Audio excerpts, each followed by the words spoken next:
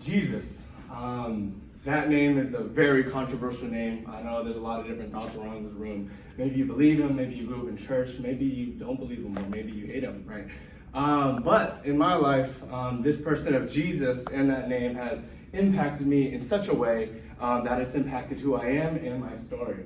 So today I'm going to tell you about who I am. My name is Maurian Wynn, and I'm going to tell you via story before Jesus met me, how Jesus met me, and after Jesus, and how he's still constantly walking with me.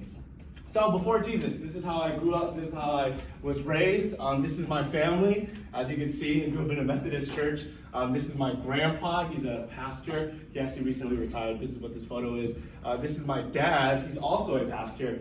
So looking at me, there's a lot of people like, oh, are you going to be the next pastor? That's a whole nother conversation. But my family was basically, we all grew up in a Christian household, right? I have two brothers.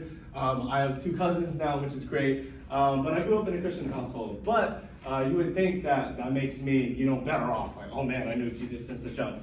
But that didn't stop me from, going to the way of sin and just how humans are, right? Like, we're all broken people. We can look around and we know it's broken. And that didn't stop just because I was born in a Christian household.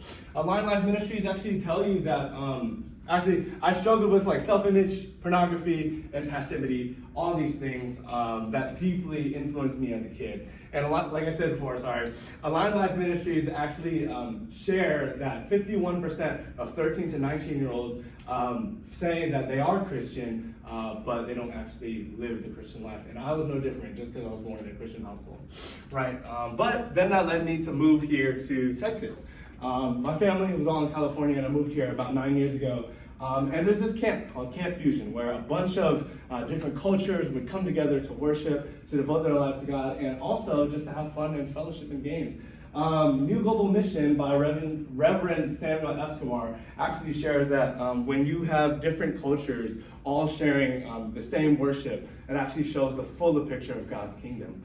Because whether it's different languages or different ways to worship, you're seeing the fullness because we're all worshiping the same God. So for me, I was at this camp. I saw a bunch of different cultures from Nigeria, some Brazil, from Vietnam. I'm Vietnamese. And through that, that's how Jesus met me.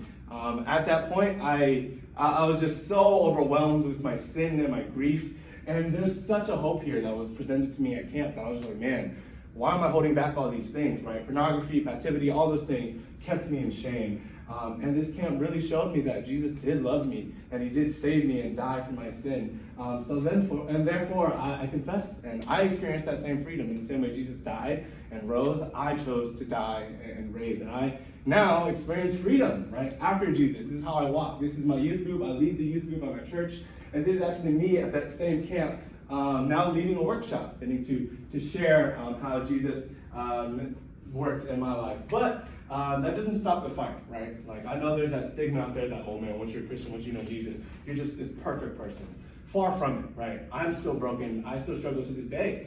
Some things with passivity, pornography, self-image. But the Lord Jesus has redeemed that in me, where in Genesis 1:27, I see that I am made in his image, right? Where I do know how to love others, not necessarily in the way of pornography, but in the way of dying to myself so that others may live in the same way Jesus did. And lastly, I live with new purpose. I'm not stuck in passivity, scrolling all day, and things like that, which is still a struggle, but Jesus has made that new in me, where now my purpose is to make disciples and go out there, live life, meet people, use opportunities like this to share his name, right?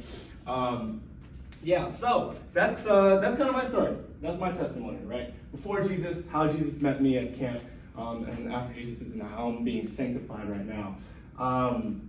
But now, everyone who stayed, I think there's purpose here. I want you to reflect on your own life, right? What is my purpose? What do I struggle with? Or where am I at? Like, sitting in this room right now, legitimately, right? And reflect, like, man, okay, maybe this is where I'm at.